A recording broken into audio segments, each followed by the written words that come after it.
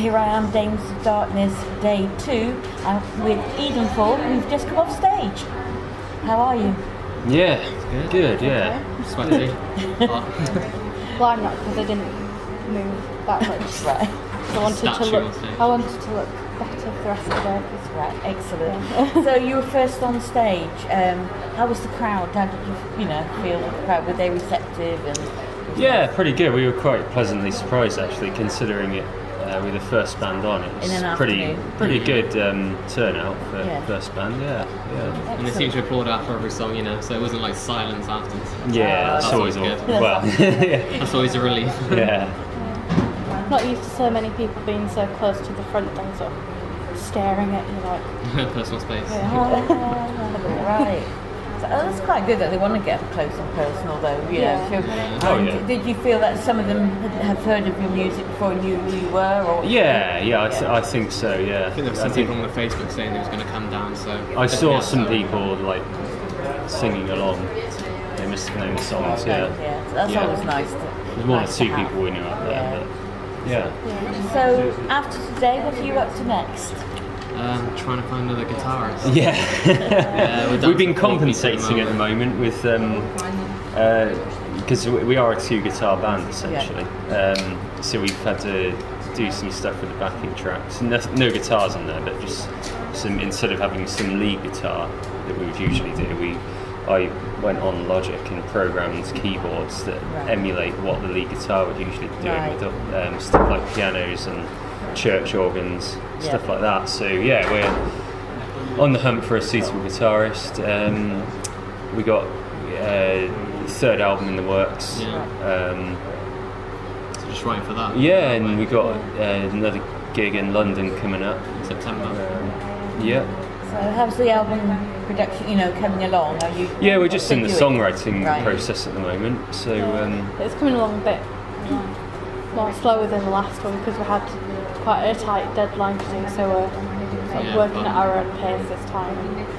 Yeah, we had a deadline with the record label last time, whereas now we don't have a deadline, so we're just getting all the songs out of the way until how you want it. Yeah. Because we've kind of adapted songs from our last album slightly differently live and stuff, when we kind of figured out different things that work better, and we do that live instead now. But it was a bit rushed, wasn't it? We are really happy with the last album, but we did a certain thing we've changed now, and it's like, if only that could have been on the album. And of course you'll have, when the new guitars come in, there'll be different dynamics, how things will sound as well. Of course. So you need to sort of have a bit of time for the songs.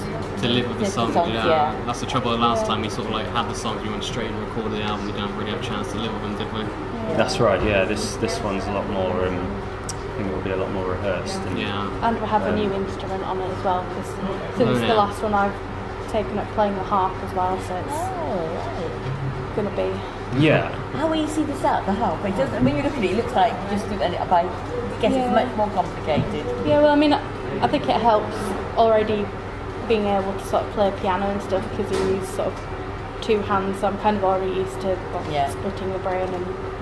But no, I found it quite easy. I've heard that it's the most difficult instrument to learn to play, but I found it fairly taken to it quite naturally, really. So.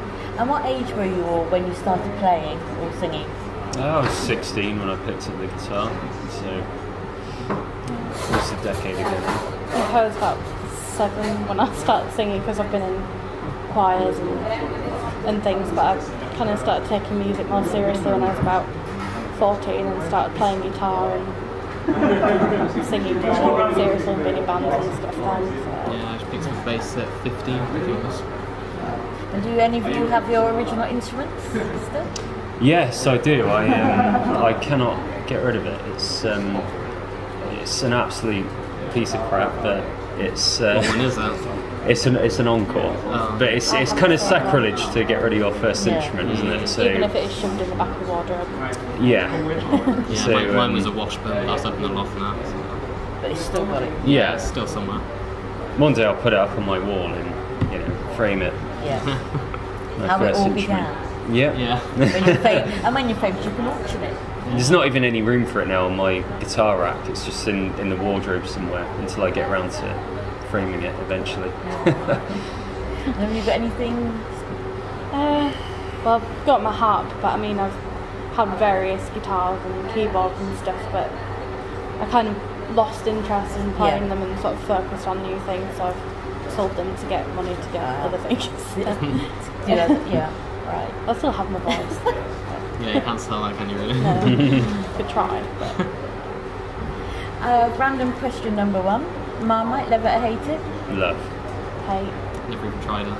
Well, that's what we'll be doing after this then, isn't it? Yeah, it's the first time for everything. That's it. Yeah, you have to try it. Yeah, I'm really fussy with I pretty much eat anything. Yeah. Except for coconut. Right, okay. Yeah. You're the complete opposite, aren't you? Yeah. So, say there was a tin of Quality Street on the table in front of you. Okay, yeah. Who would get there first and eat all the favourite ones, and who? Probably me. Oh, right. I'm quite sneaky. I was going to say Rob, but... You reckon? Yeah. So he'd probably try and get there first and say, I want that one, and then I said, no, you can't have it, and then he'd just give it to me anyway. And have you ever had one and then put the wrapper back up and put it back in the tin? Well, after it's been in your mouth, it's back. No. Just the wrapper to make. I didn't think anyone would admit to that. Oh, right. No, I don't remember that. No, you haven't done that one. So, no. No, I've done it with a Christmas present though. Maybe if it was a Bounty and it didn't have the Bounty wrapper on, then I realised it was Bounty because it has got coconut in it. So. And what do you see happening after you're recording everything else and getting everything together? How would you like to see the next year or so pan out for you? I think we're focusing more on getting material done rather than taking gigs at the moment because of the guitarist situation. So I would say we'll just carry on with that, and when we do get a new guitarist, I think I'd like them to have their own input, because on the last album I pretty much doubled up as, I just did all the rhythm and lead guitar. I think it'd be cool to bring in a new element and get a new guitarist in time as soon as we can to contribute to some of the songs, Although we don't want to wait too long, do we, really? So if it gets to a point where it's been like a year and, still waiting on one of the guitarists, we'll probably just get in there and do it ourselves. Yeah, probably, yeah. But yeah, that's the plan, just to eventually get another album done. That'll be our third one. So. And when it comes out, I know it's a long way in the future, but how would you like to see it come out? Would you like to see it on download, CD, vinyl?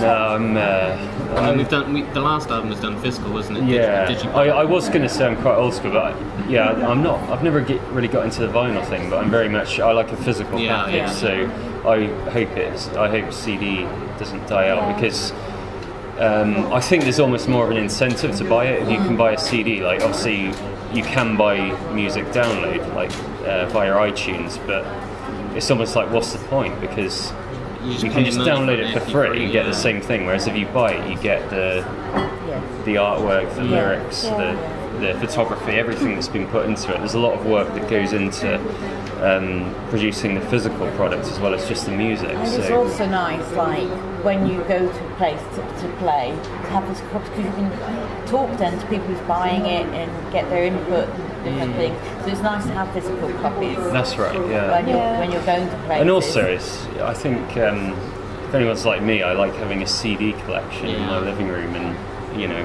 obviously with iTunes, it's just all on your computer, and when people come over, you don't have a. Yeah, I don't think we'd be doing just a download of this sort of thing. That option would obviously be available, because some people have their reasons for preferring that, but I think we'd always want to stick to having some kind of physical form. Well, I'm in charge of the artwork, so I have to have I was going to ask about the artwork. Well, there you go, see if it was download only. Well, I came up with all the concepts for it, but our good friend Becky Dancer, she's a really amazing sort of digital artist, so we commissioned her to bring everything to life. I mean, I do have a history in sort of art design. I mean, I did a degree in it, but it's more along the lines of painting, which isn't very suitable, and I don't have a clue how to do any of the digital stuff. So, excellent. But a lot of time and a lot of effort goes into making it stand out. So, and my last and final random question. It's the zombie apocalypse. Who in the band would die first? And who would live the longest? I'd live the longest because I'm immortal anyway. No, because you always wear sort of like really bad shoes with massive heels, and so if you had to run, you'd be screwed. So. Well, I'd just zap them all away with my wand. Okay, yeah. It's something I think about a lot, actually. Yeah, probably too much. Probably too much, but that's probably a good thing because I reckon I'd be well prepared for it. Same. Yeah, Definitely yeah, we do research like a lot these of kind of zombie films, movies, don't we? yeah. And games, video games especially. Yeah. I love all that kind of stuff. Yeah, Well, I prefer post-apocalyptic. Well, yeah, Clara's like Thursday.